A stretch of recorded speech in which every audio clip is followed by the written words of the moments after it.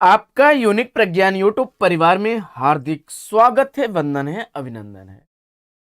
प्यारे साथियों, नए वित्तीय वर्ष में हिंदी साहित्य का पहला प्रैक्टिस सेट लेकर के आपके बीच उपस्थित हूं और यह प्रैक्टिस सेट विभिन्न प्रतियोगी परीक्षाओं जैसे टीजीटी, पीजीटी, जीआईसी प्रवक्ता, एलटी ग्रेड आदि के लिए समान रूप से लाभकारी साबित होने वाला है।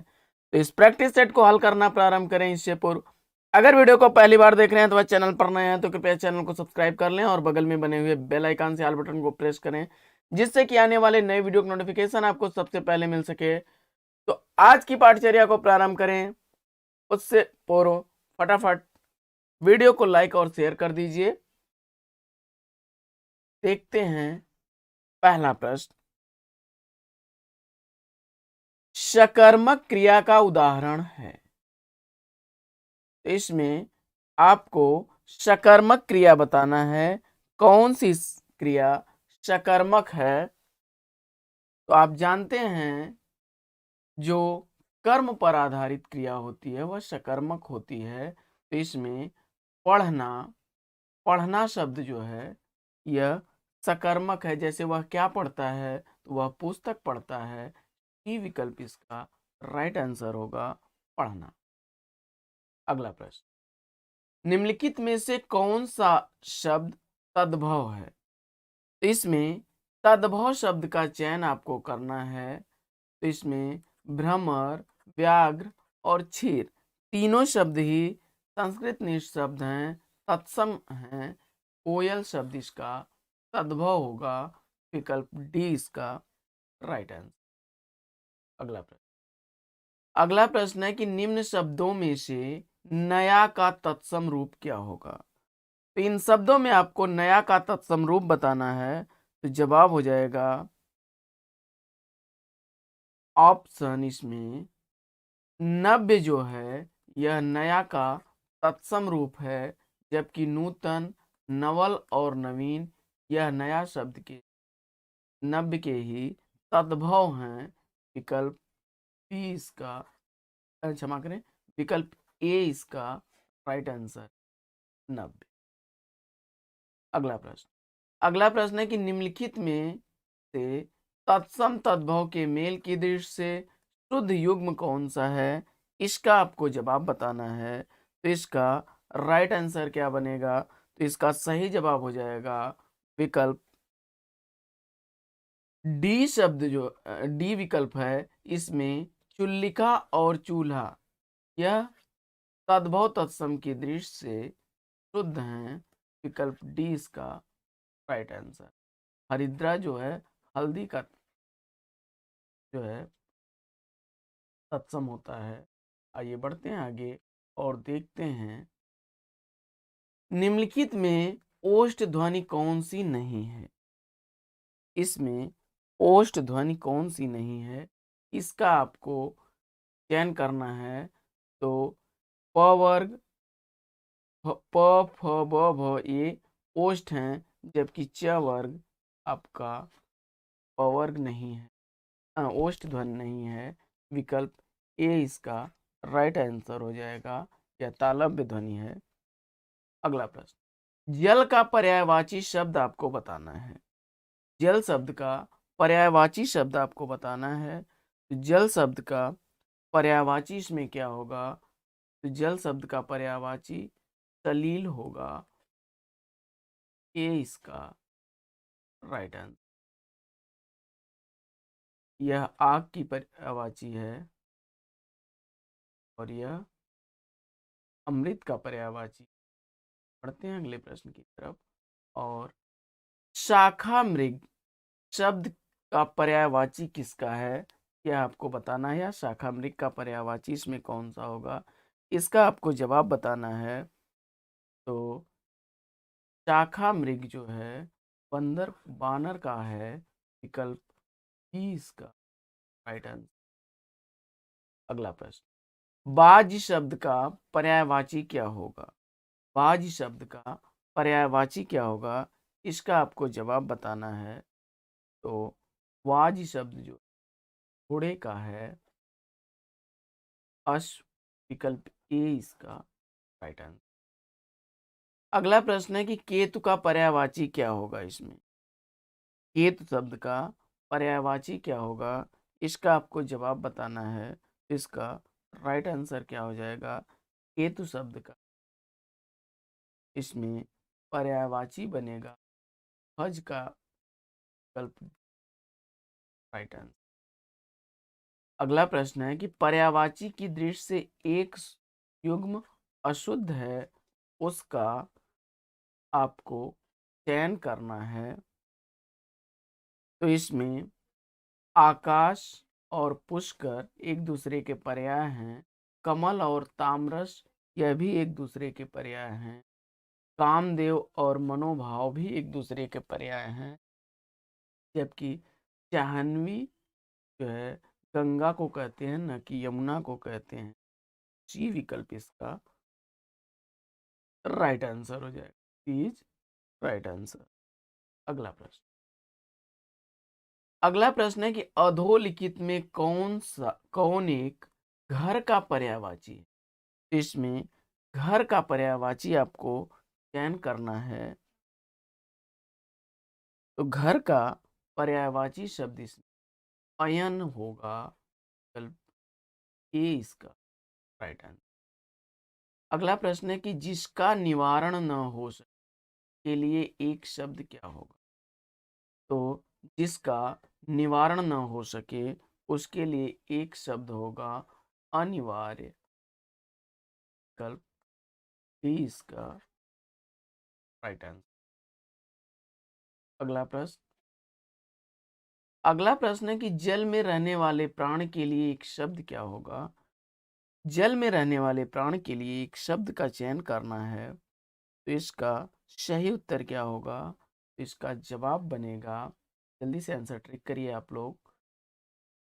जल में रहने वाले के लिए जलचर कहते हैं। नभ में रहने वाले प्राणियों के जलचर कहते हैं और थल पर रहने वालों की जलचर कहते हैं। इसका अगला प्रश्न है कि जिसके पास कुछ न हो के लिए एक शब्द क्या होगा। जल्दी से आंसर ट्रिक ऑप्शन कौन सा उत्तर सही होगा। तो इसका सही उत्तर बनेगा जिसके पास कुछ भी न हो उसके लिए एक शब्द आपका बनेगा अकिंचन। विकल्प ही इसका। अगला प्रश्न। अगला प्रश्न है कि समष्टि का विलोम शब्द है। समष्टि का यहाँ पर विलोमार्थी आपको बताना है। समष्टि शब्द का विलोम शब्द क्या बनेगा, इसका आपको चयन करना है। फटाफट उत्तर का चयन करिए। तो व्यष्टि शब्द इसमें समष्टि का विलोम होगा बी विकल्प।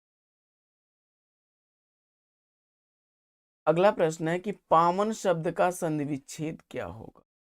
पावन शब्द का संधि विच्छेद क्या होगा, इसका उत्तर आपको बताना है। पावन शब्द का संधि विच्छेद पौधन अन बनेगा। विकल्प इसका राइट आंसर। अगला प्रश्न। अगला प्रश्न है कि निम्नलिखित में से किस शब्द में उपसर्ग का प्रयोग नहीं हुआ है, इसका आपको जवाब बताना है। इसमें किस शब्द में उपसर्ग नहीं लगा हुआ है। तो भरपूर, भरसक और भरपेट यह तीनों शब्द जो हैं उपसर्ग से युक्त हैं। जबकि भरतार भरण पोषण वाला विकल्प सी इसका राइट आंसर। इसमें उपसर्ग का प्रयोग नहीं हुआ। Right answer. पढ़ते हैं अगले प्रश्न की तरफ। और अगला प्रश्न है कि संस्कृत के वे शब्द जो हिंदी में ज्यों के त्यों प्रयुक्त होते हैं उन्हें क्या कहा जाता है। संस्कृत के ऐसे शब्द जो हिंदी में ज्यों के त्यों प्रयुक्त होते हैं वे तत्सम कहलाते हैं। तत् माने उसके, सम माने समान, यानी जो संस्कृत के समान तत्सम कहते हैं। ई विकल्प इसका राइट है। अगला प्रश्न। रसोई घर का समास विग्रह क्या होगा। रसोई घर का समास विग्रह क्या होगा? इसका आपको जवाब बताना है। इसका राइट आंसर हो जाएगा रसोई के लिए घर। विकल्प ए इसका राइट आंसर। अगला प्रश्न। अगला प्रश्न है कि क्रिया का आधार सूचित करने वाला कारक क्या होता है? जहां क्रिया का आधार सूचित किया जाए वहां पर अधिकरण होता है मे पे पर। विकल्प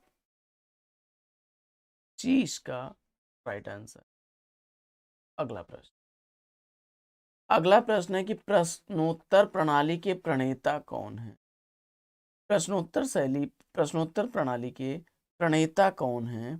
इसका आपको जवाब बताना है। तो इसका राइट आंसर हो जाएगा यह सुकरात की प्रणाली थी। विकल्प ए इसका राइट आंसर। अगला प्रश्न। अगला प्रश्न है कि निम्नलिखित में से कौन सा शिक्षण सूत्र नहीं? इसमें कौन सा शिक्षण सूत्र नहीं है? इसका आपको जवाब बताना है। इसका राइट आंसर क्या बनेगा? इसमें मूर्त से अमूर्त तक शिक्षण सूत्र है, ज्ञात से अज्ञात तक शिक्षण सूत्र है और विश्लेषण से संश्लेषण तक भी शिक्षण सूत्र है, जबकि अनुकरण से अभ्यास तक शिक्षण सूत्र।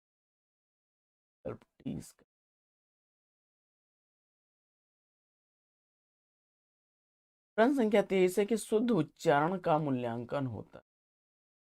शुद्ध उच्चारण का मूल्यांकन आप कैसे करेंगे? इसका जवाब हो जाएगा ऑप्शन मौखिक परीक्षा द्वारा। विकल्प 30 का। अगला प्रश्न। अगला प्रश्न है कि शिक्षण की कौन सी अवधारणा सत्य है? शिक्षण की कौन सी अवधारणा सत्य है? इसका आपको जवाब देना है। तो इसका सही उत्तर बनेगा शिक्षण एक कला है, शिक्षण एक टेक्निक है और शिक्षण एक जटिल कार्य है। तीनों ही विकल्प सही हैं। विकल्प डी राइट आंसर। अगला अगला प्रश्न है कि परोपकार का अर्थ समझाने के लिए उपयुक्त युक्ति इसमें कौन सी होगी? तो इसका जवाब हो जाएगा ऑप्शन बी संधि विच्छेद युक्ति। विकल्प 30 का राइट आंसर हो जाएगा पर धनुपकार। इसके बाद अगला प्रश्न देखते हैं कि माध्यमिक स्तर पर व्याकरण शिक्षण की सर्वोपरियुक्त प्रणाली कौन सी है? तो इसका जवाब हो जाएगा ऑप्शन सी आगमन निगमन प्रणाली। विकल्प सी इसका राइट आंसर। अगला प्रश्न। अगला प्रश्न है कि द्वितीय भाषा शिक्षण की विधि। तो द्वितीय भाषा शिक्षण की विधि सबसे बेहतर होती है अनुवाद विधि। विकल्प सी इसका राइट आंसर। अगला प्रश्न है कि अर्थ ग्रहण उद्देश्य से तात्पर्य क्या है? अर्थ ग्रहण उद्देश्य से तात्पर्य क्या है? इसका आपको जवाब बताना है। इसका राइट आंसर क्या होगा? जवाब हो जाएगा इसका धैर्य पूर्वक सुन कर एवं पढ़कर भावानुभूत कर सकते। विकल्प ए इसका राइट आंसर। अगला प्रश्न। अगला प्रश्न है कि मूल्यांकन में निष्पक्षता बनाए रखने के लिए प्रश्न कैसे होने चाहिए? तो मूल्यांकन में निष्पक्षता बनाए रखने के लिए प्रश्न जो होने चाहिए वह वस्तुनिष्ठ प्रश्न होने चाहिए। विकल्प। अगला प्रश्न है कि भाषा तत्वों का ज्ञान प्राप्त करना प्रमुख उद्देश्य है। तो भाषा तत्वों का ज्ञान प्राप्त करने का मुख्य उद्देश्य है आपका गद्य शिक्षण का। विकल्प बी इसका राइट आंसर हो। अगला प्रश्न। अगला प्रश्न है कि संपूर्ण अर्जित ज्ञान को इकाई मानकर जो योजना बनाई जाती है उसे क्या कहते हैं? संपूर्ण अर्जित ज्ञान को इकाई मानकर जो योजना बनाई जाती है उसे आप इकाई योजना कहते हैं। विकल्प डी इसका राइट आंसर। अगला प्रश्न है कि हिंदी के वर्ण वर्ग के पंचम वर्ण का उच्चारण किससे होता है? तो जवाब हो जाएगा अनुनासिक के रूप में उसका उच्चारण करते हैं। विकल्प सी इसका राइट आंसर। अगला प्रश्न संख्या 33 है कि लिखना पढ़ने से पहले सिखाया जाना चाहिए। यह विचार किसका? लिखना पढ़ने से पहले सिखाया जाना चाहिए, यह विचार किसका है? तो इसका जवाब हो जाएगा यह विचार मरिया मॉन्टेसनरी जी का है। विकल्प बी इसका राइट आंसर। अगला प्रश्न है कि जे खाट विधि द्वारा शिक्षण किया जाता है, इसका राइट आंसर क्या होगा? तो इसका सही जवाब हो जाएगा लेखन शिक्षण का। विकल्प ए इसका राइट आंसर। अगला प्रश्न है कि गृह कार्य उपयोगी होता है। गृह कार्य उपयोगी होता है तो गृह कार्य कब उपयोगी होगा? पाठ के अभ्यास के लिए। विकल्प सी इसका राइट आंसर। अगला प्रश्न है कि हिंदी साहित्य का आदिकाल हिंदी का एक इतिहास ग्रंथ है, इस ग्रंथ के रचनाकार कौन? हिंदी साहित्य का आदिकाल इतिहास ग्रंथ लिखने वाले हैं आचार्य हजारी प्रसाद द्विवेदी। विकल्प सी राइट आंसर। अगला प्रश्न है कि मुकरी लिखने का सर्वप्रथम प्रयास किस कवि ने किया? तो मुकरी लिखने का सर्वप्रथम प्रयास करने वाले हैं अमीर खुसरो। विकल्प सी इसका राइट आंसर। अगला प्रश्न है कि तुलसी गंग दो उभय सुकविन के सरदार, इस उक्त के रचनाकार कौन है? यह उक्ति आपकी है भिखारी दास की। विकल्प ए इसका राइट आंसर। अगला प्रश्न है कि रस निष्पत्ति के संबंध में चित्र तुरंग न्याय के संस्थापक आचार्य कौन है? तो रस निष्पत्ति के संदर्भ में चित्र तुरंग न्याय के संस्थापक हैं आचार्य शंकुक महोदय। विकल्प सही उत्तर। अगला प्रश्न है हीनयान और महायान शाखा किस धर्म से संबंधित? हीनयान और महायान शाखा किस धर्म से संबंधित? इसका सही जवाब हो जाएगा हीनयान और महायान बौद्ध धर्म की की शाखाएं हैं। विकल्प डी इसका राइट आंसर। अगला प्रश्न है कि हिंदी व्याकरण ग्रंथ शब्दानुशासन के रचनाकार कौन? हिंदी व्याकरण ग्रंथ शब्दानुशासन के रचनाकार कौन है? इसका आपको उत्तर ट्रैक करना है। तो सही उत्तर क्या हो जाएगा? तोरीदास वाजपेयी। विकल्प बी इसका राइट आंसर।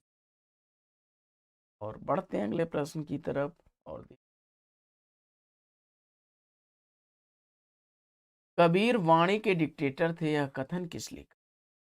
कबीर वाणी के डिक्टेटर थे। देखिए उपरोक्त कथन में अगर हेम शब्दानुशासन या प्राकृत का शब्दानुशासन हेमचंद्र उत्तर हो जाता, लेकिन यहाँ पर सीधे सीधे दिया जा रहा है कि हिंदी व्याकरण ग्रंथ शब्दानुसार कौन। तो इसका उत्तर किस वाजपेयी। कबीर वाणी के डिक्टेटर थे, यह कथन किसका है? इसका आपको जवाब बताना है।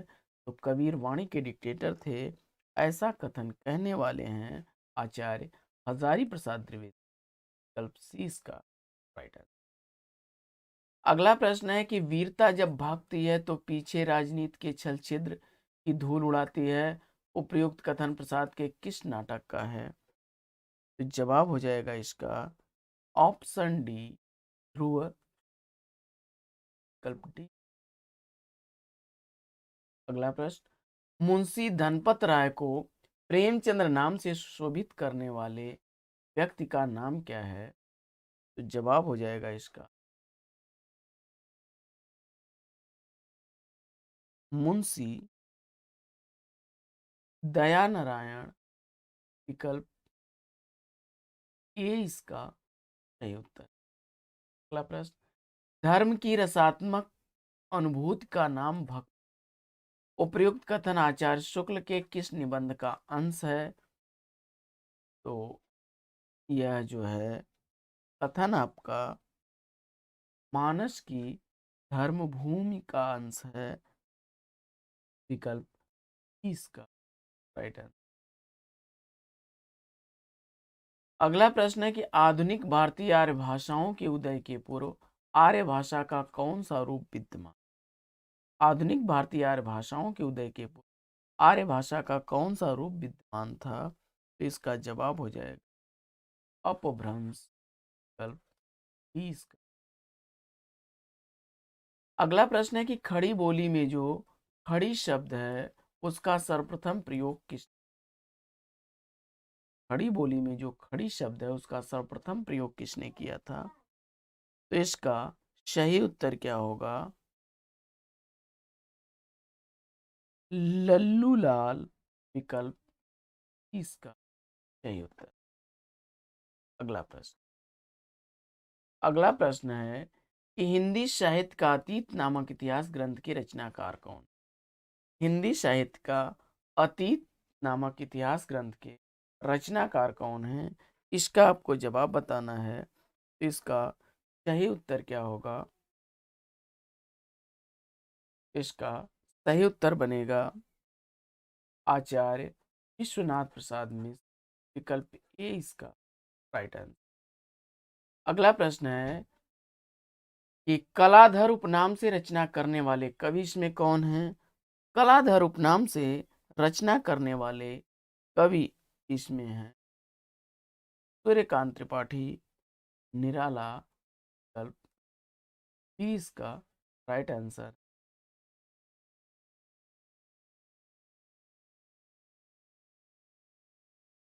क्षमा करें, जयशंकर प्रसाद इसका राइट आंसर हो। विकल्प बी इसका राइट आंसर होगा, निराला नहीं है। कलाधर उपनाम से रचना करने वाले जयशंकर प्रसाद हैं। आइए बढ़ते हैं अगले प्रश्न की तरफ और देखते हैं अगला प्रश्न। अगला प्रश्न है कि मेरे राम का मुकुट भीग रहा है निबंध अपने समय में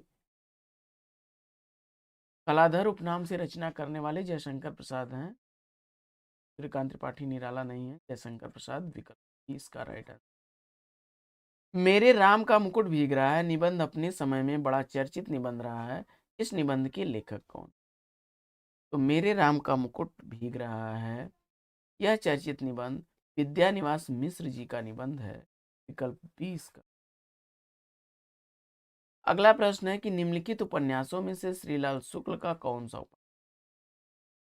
तो इन उपन्यासों में आपको श्रीलाल शुक्ल जी का उपन्यास बताना है, कौन सा उपन्यास है? तो इसका जवाब हो जाएगा इसमें श्रीलाल शुक्ल द्वारा लिखा गया उपन्यास है सीमाएं टूटती हैं। विकल्प। अगला प्रश्न है कि गजानन माधव मुक्तिबोध की रचना चांद का मुंह टेढ़ा में कौन सी कविता संकलित नहीं है?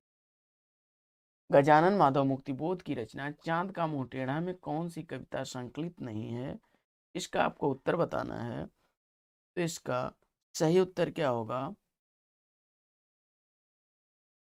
तो राइट आंसर इसका बन जाएगा इसमें भूल गलती, ब्रह्म राजा चौरी, एक स्वप्न कथा, चांद के मुंह टोढ़ चांद का मुंह टेढ़ा संकलन में संकलित हैं, जबकि जन्मदिन की धूप यह कविता संकलित नहीं।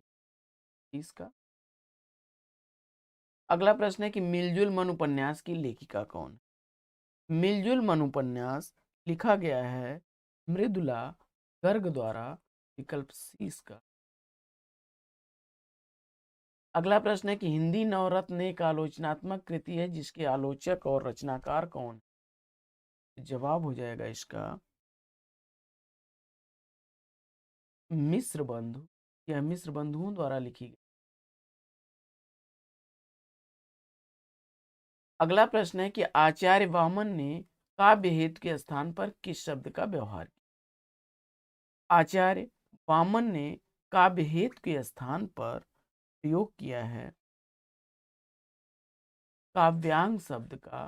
विकल्प डी इसका राइट आंसर। अगला प्रश्न है कि भारतीय रस सिद्धांत में साधारणीकरण का प्रयोग सर्वप्रथम किसने? भारतीय रस सिद्धांत में साधारणीकरण का प्रयोग सर्वप्रथम किसने किया? तो जवाब हो जाएगा आचार्य विश्वनाथ ने। विकल्प ए इसका सही उत्तर। अगला प्रश्न है कि निम्नलिखित में से कौन सा कथन स्वच्छंदतावाद की विशेषता नहीं? तो इसमें बाह्य भावावेग पर बल स्वच्छंदतावाद है, कल्पना व्यापार का महत्व यह भी स्वच्छंदतावाद पर है, और व्यक्ति स्वातंत्र पर बल दिया गया यह भी स्वतंत्रतावाद, जबकि मानवतावादी जीवन दृष्टि पर बल स्वच्छंदतावाद की नहीं है। विकल्प डी इसका राइट आंसर। अगला प्रश्न है कि रघुवर जस प्रताप के आगे चंद मंद रवि तापहि त्यागे उपयुक्त पंक्ति में कौन सा अलंकार है? इसका आपको जवाब बताना। इसका राइट आंसर क्या होगा? इसमें आपका जो है अलंकार विभावना अलंकार होगा। रघुवर जस प्रताप के आगे चंद मंद रवि तापहि त्यागे, बी विकल्प इसका राइट आंसर। और अगला प्रश्न है मंगल करनी कलिमल हरनी तुलसी कथा रघुनाथ की उपयुक्त पंक्ति में कौन सा छंद है? तो इसके लिए इसका जवाब हो जाएगा इसमें हरिगीतिका छंद है। विकल्प। अगला प्रश्न है कि मात्रा स्वर को क्या कहते हैं? तो मात्रा स्वर को नेफिम या समरूप है। विकल्प राइट आंसर है। तो साथियों आज की पाठचर्या में हम लोग लेना चाहेंगे यहीं पर विराम। वीडियो को लाइक करके दोस्तों में शेयर कर दीजिए। चैनल पर अगर पहली बार हैं तो चैनल को सब्सक्राइब कर लीजिए, और वीडियो से संबंधित पीडीएफ प्राप्त करने के लिए आप हमारा टेलीग्राम चैनल यूनिक प्रज्ञान ज्वाइन करें, जिसका लिंक आपको वीडियो के डिस्क्रिप्शन में मिल जाएगा। तो साथियों फिर मिलेंगे आपसे अगले वीडियो में एक नए प्रकरण, एक नए टॉपिक, एक नए अंदाज में। तब तक के लिए लेंगे आपसे विदा। आपका जीवन मंगलमय हो। बेस्ट विशेष बेस्ट ऑफ लक। जय हिंद सर।